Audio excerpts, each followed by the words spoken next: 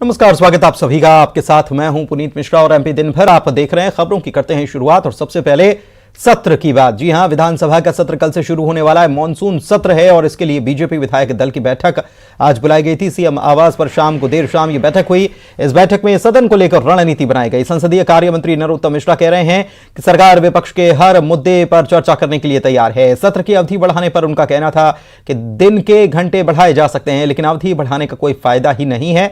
उनका यह भी कहना था कि हंगामे के बजाय विपक्ष को चर्चा करनी चाहिए। हम हर मुद्दे का जवाब देने के लिए सरकार पूरी तरह से तैयार है। और जो भ्रष्टाचार की बात कर रहे हैं, सबसे ज़्यादा भ्रष्टाचार अगर हुआ है तो वो जो 1.25 साल की कांग्रेस की सरकार थी उसमें हुआ। उसके सारे प्रमाण हम लोग प्रस्तुत करेंगे।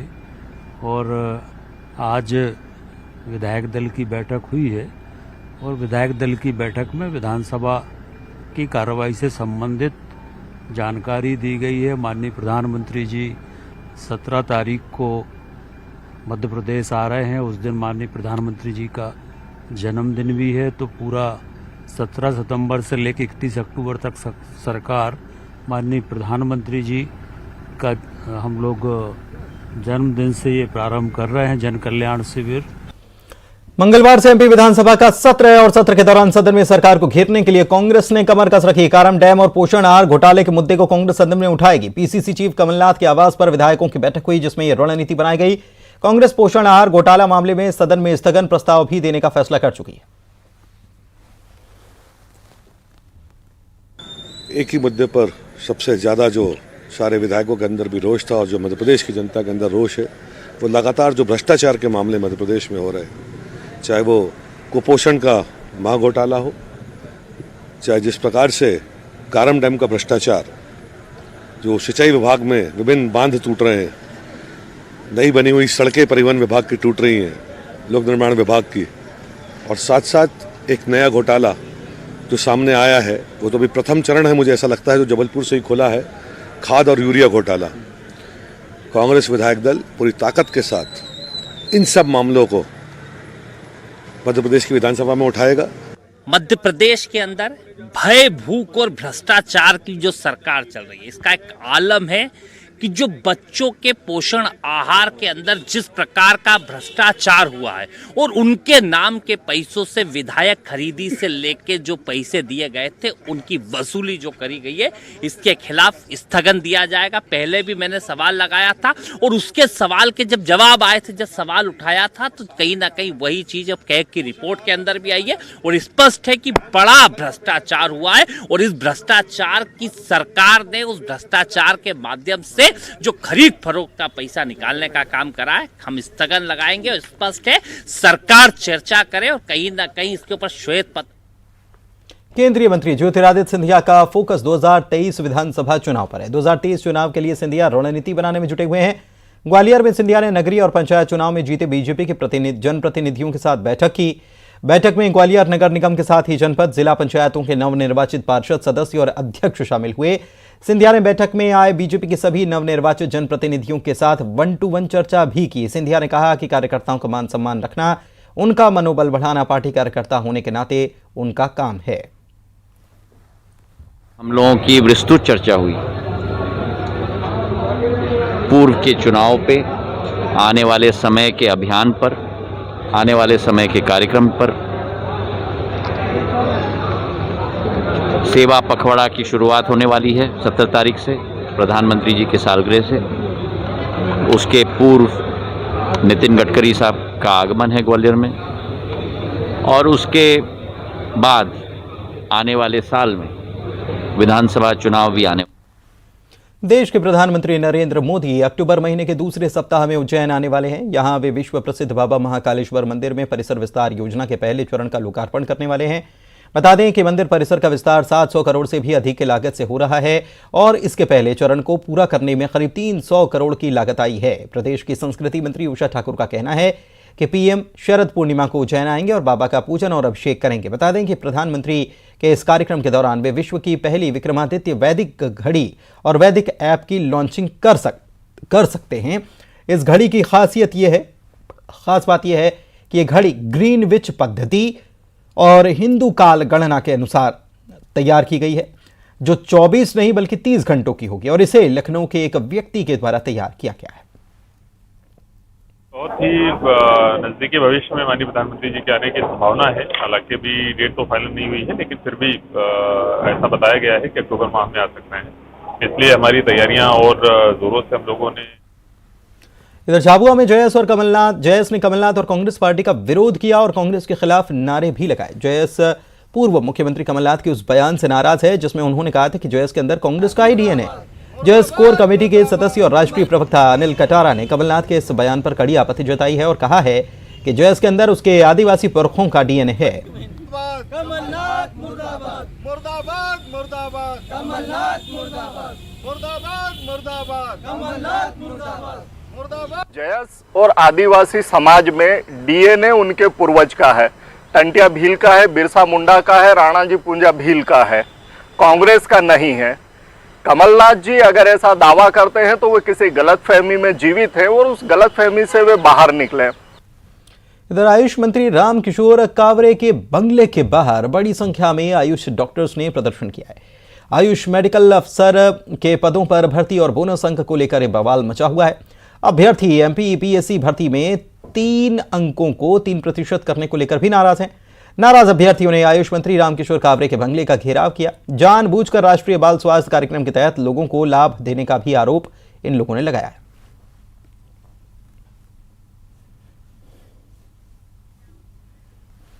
इधर जबलपुर से 1000 टन यूरिया के गायब होने के मामले में पुलिस ने क्रिबको के स्टेट हेड जयप्रकाश सिंह को गिरफ्तार कर लिया है। इसके साथ ही पुलिस ने डीपीएम के फर्टिलाइजर प्राइवेट लिमिटेड के मैनेजर ब्रिजमोहन लाल और कर्मचारी शुभम बिरला को भी हिरासत में लिया है।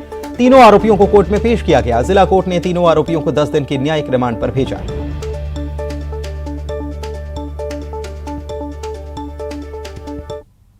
विवेचना के दौरान जो डीपीएमके के मैनेजर संजीव गुप्ता और जेपी सिंह जो क्रिबको के स्टेट हैंडलर हैं, स्टेट मैनेजर हैं, और शुभम बिरला जो क्रिबको के रीजनल मैनेजर हैं, जबलपुर में काम देखते हैं, इन 3 लोगों की गिरफ्तारी की गई है और इन्हें माननीय न्यायालय में पेश कर जेआर लिया गया। इधर ग्वालियर के स्वास्थ्य विभाग ने आयुष्मान कार्ड का बड़ा फर्जीवाड़ा पकड़ा है। यह फर्जीवाड़ा आरोग्यम द मेडिसिटी अस्पताल की ब्रांच पर छापामार कार्रवाई में हुआ है। स्वास्थ्य विभाग के मुताबिक आरोग्यम द मेडिसिटी हॉस्पिटल की ब्रांच रजिस्टर्ड ही नहीं है, फिर भी यहां पर अस्थायी अस्पताल भी चल रहा है। अस्पताल में ऐसे मरीजों को लाया जाता था जो आयुष्मान कार्ड के नाम पर रजिस्टर्ड हैं, उनके फोटो खींचे जाते। स्वास्थ्य विभाग ने अब अस्पताल को फिलहाल सील कर दिया है और पूरे मामले में जांच चल रही है। ठीक है, कुछ ऐसी जगह हो रहा है हमारे ग्वालियर में, तो एक रूटीन हम लोगों ने पूरा शेड्यूल बनाया हुआ है, तो इसमें हम लोग चेक कर रहे थे। तो आज हमारा इसका नंबर था आरोग्यम में, फिर वहाँ चेक किया तो वो पता चला कि वहाँ पर उन लोगों ने अस्पताल प्रेमाइसेस के अलावा भी एक कोई घर में वहाँ पर संचालित कर रहे थे। चलिए बढ़ते आगे और बात अगली खबर की करते हैं। जबलपुर जिला कोर्ट ने बिशप पीसी सिंह को 4 दिन के रिमांड पर भेज दिया है। ईओडब्ल्यू ने विदेश दौरे से लौटे the board of education north India के बिशप पीसी सिंह को नागपुर एयरपोर्ट से गिरफ्तार किया था, जिसके बाद उन्हें जिला कोर्ट में पेश किया गया था। 14 दिन की रिमांड मांगी गई थी, लेकिन मिली 4 दिन की। ईओडब्ल्यू के छापे में बिशप के घर से करोड़ों रुपए नकद और सोने चांदी के जेवरात समेत काफी दस्तावेज मिले थे। पीसी सिंह को आज गिरफ्तार कर माननीय न्यायालय पेश किया गया था। माननीय न्यायालय से पुलिस रिमांड चाहिए गई थी, जो माननीय न्यायालय द्वारा 4 दिन का पुलिस रिमांड दिया गया है। चलिए बढ़ते आगे। सागर में सेक्स रैकेट का पुलिस ने खुलासा कर दिया। दीनदयाल कॉलोनी और बर्तुमा इलाके में महिला पुलिस और मकरोनिया थाना पुलिस ने दबिश दी। 6 युवतियों को हिरासत में लिया गया, 2 युवक भी गिरफ्तार किए गए।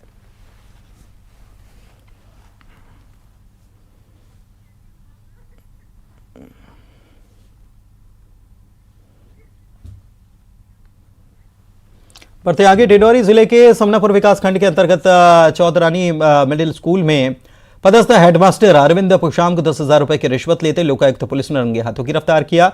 घूसखोर हेडमास्टर स्कूल में मिड डे मील की राशि निकालने के एवज में स्व सहायता समूह के संचालक से रिश्वत की मांग कर रहा था।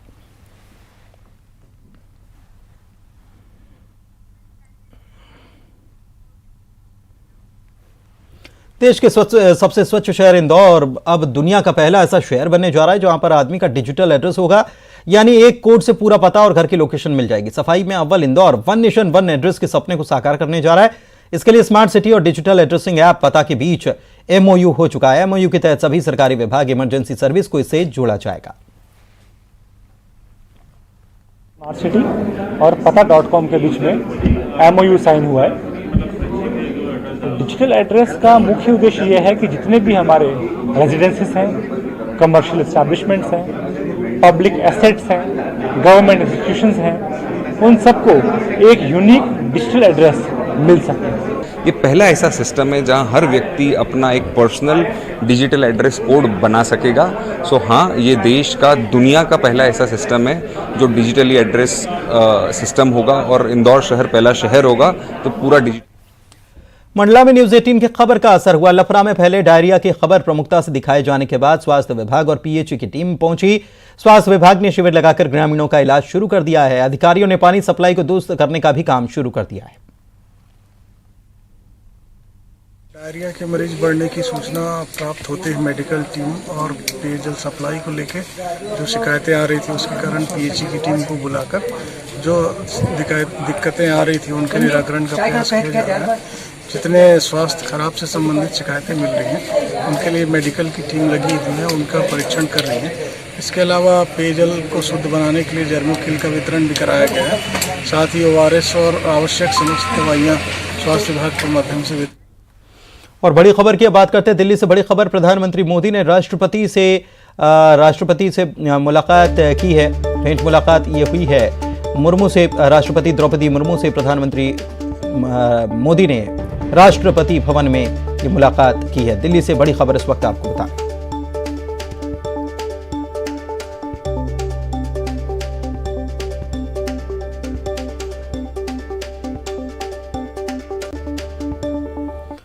चलिए बढ़ते आगे। पीताम्बरा पीठ के दर्शन के लिए दतिया आ रहे श्रद्धालुओं की पार्किंग की समस्या को देखते हुए प्रशासन ने यहां मल्टी लेवल पार्किंग बनाने का फैसला किया है और सामने यात्री धर्मशाला और दीनदयाल रसोई तोड़ दी है। जिला प्रशासन ने दीनदयाल रसोई परिसर तोड़ा, लेकिन अलग से व्यवस्था नहीं की गई। रैन बसेरे में शिफ्ट कर दी, जिससे कि रैन बसेरे की व्यवस्थाएं बिगड़ गई।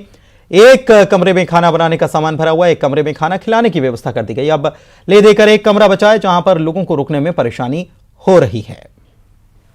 चलिए कि उसमें रसोई घर बना दिया गया है। बड़े आश्चर्य की बात है कि रैन बसेरे में रसोई घर चलाया जा रहा है। इससे शर्मनाक बात और क्या हो सकती है? नहीं, ऐसी कोई असुविधा नहीं है उसमें, चूँकि दीनदयाल रसोई योजना मध्य प्रदेश सरकार का एक कंपोनेंट है जिसमें गरीबों को 10 रुपये में थाली उपलब्ध कराना है। तो वो जितने लोग वहाँ रैन बसेरा रुकते हैं उनको मिलता है, जो बस स्टैंड में यात्री आते हैं उनको ही मिलता है। तो ये काफ़ी कुछ अच्छा। जबलपुर में EW ने मेथोडिस्ट चर्च इन इंडिया के खिलाफ FIR कर ली है। मेथोडिस्ट चर्च इन इंडिया को सरकार से शैक्षणिक कार्य के लिए जमीन आवंटित की गई थी। जमीन पर कमर्शियल कॉम्प्लेक्स बना लिया गया। लीज की राशि भी जमा नहीं की गई। इसको लेकर अपराध दर्ज हो चुका है। 2003-04 में जब लीज का नवीनीकरण किया उसमें ये शर्त थी कि आप इस लीज का पंजीकरण कराएंगे और साथ ही भूभाटक जो उसका किराया है वो पटाएंगे। तो मेथोडिस्ट चर्च के पदाधिकारियों द्वारा वो 7.62 करोड़ रुपए आज दिनांक तक शासन को नहीं पटाए गए और ना ही उस लीज का पंजीयन कराया गया है, जबकि उस स्थान पे वो व्यावसायिक गतिविधियां चला रहे हैं। इसी की जांच पर से उसमें प्रथम सूचना पत्र। हरदा के वार्ड नंबर 34 की न्यू श्रीनगर कॉलोनी के लोगों को पीने का पानी नहीं मिल रहा। कई दिनों से पेयजल की समस्या से परेशान है। आखिरकार अपने खाली बर्तनों को ठेले पर रखकर कलेक्ट्रेट पहुंचे और कई महीनों से जलापूर्ति न होने की शिकायत की। बताया कि टैक्स का भुगतान सभी लोग कर रहे हैं, फिर भी सुविधाओं से वंचित है। सीएम ने जल्द टैंकर के जरिए जलापूर्ति करने का वायदा किया है। पानी नहीं है इसलिए बर्तन लेके आए यहाँ पे सुनवाई के लिए कि पानी तो मिल जाए हमको। कौन सी कॉलोनी के? श्रीनगर कॉलोनी। तो उसके पहले आपने किसी को शिकायत करी क्या? करी ना भैया, नगर पालिका भी गए हम और अंकुर सेठ को भी 10 बार बोला, कोई सुन ही नहीं रहा है हमारी। श्रीनगर कॉलोनी का मामला है, सब इंजीनियर को बुलवा के उसको दिखवाते हैं कैसी कॉलोनी है, उसके बाद क्या उसमें हुआ है क्या नहीं हुआ, तो देखते हैं। अब वो कॉलोनी में रह रहे हैं तो देखते रह रहे हैं उन्होंने प्लाट खरीदा है या किस हिसाब से निवास कर रहे हैं। रीवा से खबर। हाथ नहीं होने पर पैरों से कॉपी लिखते हुए कक्षा 12वीं में 82% अंक हासिल करने वाले दिव्यांग कृष्ण कुमार को अब तक प्रशासनिक मदद नहीं मिली है। इसके कारण वो दफ्तरों के चक्कर काटने के लिए परेशान है, मजबूर है। अब समस्या का समाधान करने के लिए कलेक्ट्रेट कार्यालय फिर पहुंचे थे, जहां पर कलेक्ट्रेट ने कलेक्टर ने जल्द समस्याओं का निदान करने का फिर से उन्हें वादा कर दिया।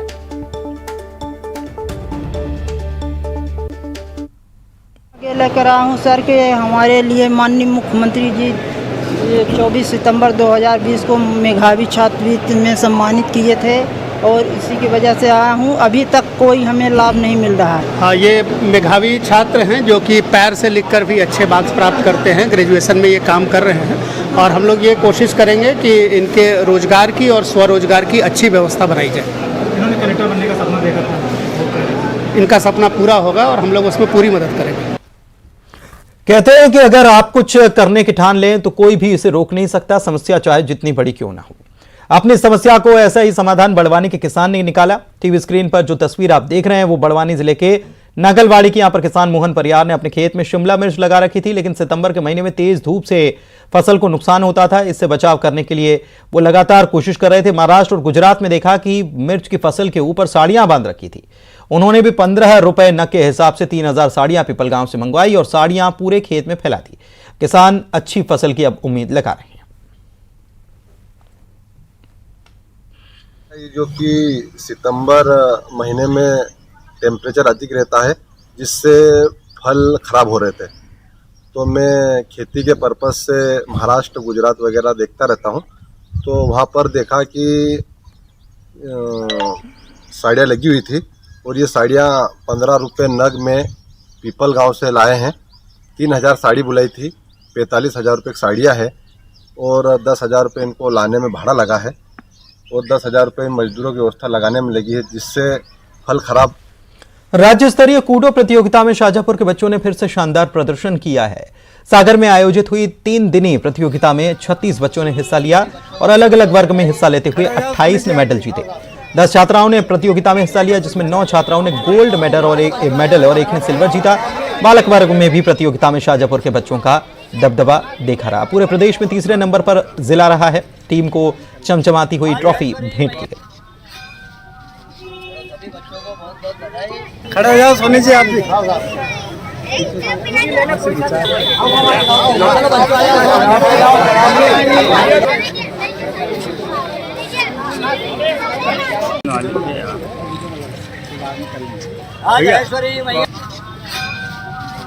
सभी बच्चों को बहुत बहुत बधाई। खड़े। गुना जिले के कुंभराज इलाके में एक बार फिर से सांप्रदायिक सौहार्द की मिसाल देखने को मिली। मुस्लिम समाज के नगर अध्यक्ष ने मंदिर पर सुंदरकांड का पाठ कराया, साथ ही भजन संध्या का आयोजन किया। मुस्लिम युवक के सुंदरकांड कराने के पीछे की वजह रोचक है। अपनी पत्नी को नगरीय निकाय चुनाव में मैदान में उन्होंने उतारा। हिंदू देवस्थान पर जीत की मन्नत मांगी, चुनाव में जीत मिली और फिर यह आयोजन उन्होंने करवाया।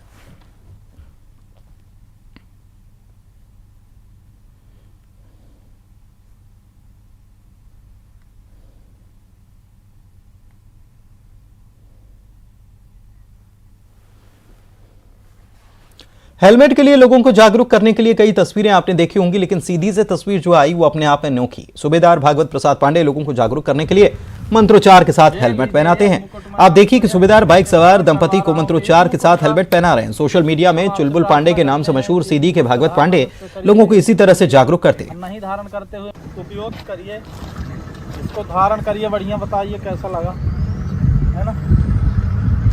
ये लीजिए, यह मुकुट मैं आपको यह कह करके धारण करवा रहा हूँ कि इस मुकुट का हम आपसे प्रार्थना करते हैं कि इस मुकुट का धारण हमें से करिएगा जब इसमें चलिए तो। नहीं धारण करते हुए मिले तो शकल याद हो गई है, 5 गुना जुर्माना। ये लीजिए, यह मुकुट मैं आपको यह कह करके धारण करवा रहा हूँ कि इस मुकुट का मान रखिएगा। नहीं धारण करते हुए मिले तो शकल याद हो गई। हेलमेट नहीं लगाए हैं, बताओ काहे नहीं लगाए हैं? आप नहीं मना करती हैं इनको बिना हेलमेट में निकलें? उपयोग करिए, इसको धारण करिए, बढ़िया बताइए कैसा लगा, है ना। ये लीजिए, यह मुकुट मैं आपको यह कह करके धारण करवा रहा हूँ कि इस मुकुट का हम आपसे प्रार्थना करते हैं कि इस मुकुट का धारण हमें से करिएगा जब इसमें चलिए तो। नहीं धारण करते हुए मिले तो शकल याद हो गई है, 5 गुना जुर्माना। जगत गुरु शंकराचार्य स्वामी स्वरूपानंद सरस्वती जी को भू समाधि दी गई। इससे पहले सीएम शिवराज सिंह चौहान के अलावा कमलनाथ, दिग्विजय सिंह जैसे नेताओं ने उनके अंतिम दर्शन किए। वहीं केंद्र सरकार और पीएम के प्रतिनिधि के तौर पर केंद्रीय मंत्री प्रहलाद पटेल भी यहां मौजूद रहे। एक रिपोर्ट देखिए और मुझे दीजिए इजाजत। नमस्कार।